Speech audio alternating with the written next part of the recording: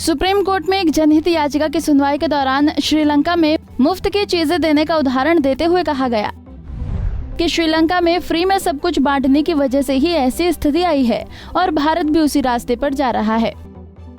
आपको बता दें कि ये दलील सीनियर वकील अश्विनी उपाध्याय ने सुप्रीम कोर्ट में दी है। उन्होंने सुप्रीम कोर्ट में एक याचिका दाखिल कर ये मांग की है कि चुनाव के दौरान राजनीतिक दलों द्वारा ऐसे वादे नहीं किए जाएं जिनमें चुनाव जीतने के बाद जनता को मुफ्त सुविधा या चीजें बांटने की बात कही जाती है। साथ ही याचिकाकर्ता अश्विनी उपाध्याय ने कहा कि हर राज्य पर लाखों का कर्जा है, जैसे पंजाब पर 3 लाख करोड़ रुपए, यूपी पर 6 लाख करोड़ और पूरे देश पर 70 लाख करोड़ रुपए का कर्ज है। ऐसे में अब सरकार मुफ्त सुविधा देती है तो ये कर्ज और बढ़ जाएगा। अश्विनी उपाध्याय ने बताया कि श्रीलंका में भी इसी तरह से देश की अर्थव्यवस्था खराब हुई है और भारत भी उसी रास्ते पर जा रहा है। इसके बाद मुख्य न्यायाधीश जस्टिस NV रमना ने कहा कि ये बहुत ही संजीदा मामला है, ये वोटर को घूस देने जैसा है। फिर इसके बाद जब मुख्य न्यायाधीश ने केंद्र सरकार के वकील KM नटराज से उनकी राय मांगी तो उन्होंने कहा कि ये चुनाव आयोग को तय करना है कि इसमें केंद्र सरकार का कोई दखल नहीं है। लेकिन जस्टिस रमना ने इस बात पर नाराजगी जताई और कहा कि केंद्र सरकार इससे अपने आप को अलग नहीं कर सकती। तो इसके बाद अदालत ने केंद्र सरकार को एक हलफनामा दाखिल कर अपना पक्ष साफ करने को कहा।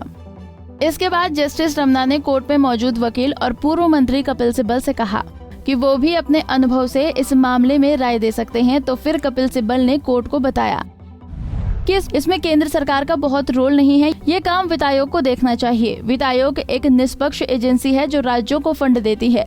ऐसे में वित्त आयोग राज्य सरकारों को फंड देने से पहले ये कह सकती है कि आपको मुफ्त सुविधा देने के लिए फंड आवंटित नहीं किया जाएगा। इसके आगे कपिल सिब्बल ने कहा कि सीधे सरकारों पर इसे नियंत्रित करने की जिम्मेदारी डालने से कोई हल नहीं निकलेगा। तो सभी पक्षों की दलील पर गौर फरमाने के बाद CJI ने इस मामले में आगे की सुनवाई के लिए अगले बुधवार यानी कि 3 अगस्त को तारीख तय की है। साथ ही सुप्रीम कोर्ट ने कहा है कि केंद्र सरकार इस दौरान ये बताए कि इस पर वित्त आयोग क्या कर सकता है। साथ ही सुप्रीम कोर्ट ने कपिल सिब्बल से भी पूछा कि इस पर आपकी क्या राय है। तो सिब्बल ने कहा कि ये बहुत गंभीर मुद्दा है और फाइनेंस कमीशन से पूछा जाना चाहिए। इसके अलावा सुप्रीम कोर्ट ने केंद्र से कहा कि वो वित्त आयोग से पता लगाएं कि पहले से कर्ज में डूबे राज्य में मुफ्त की योजनाओं का अमल रोका जा सकता है या नहीं। आखिर में सुप्रीम कोर्ट ने कहा कि केंद्र सरकार का जवाब आने के बाद इस मामले में अगले हफ्ते सुनवाई होगी। पंजाब केसरी टीवी के लिए हिमांशु की रिपोर्ट।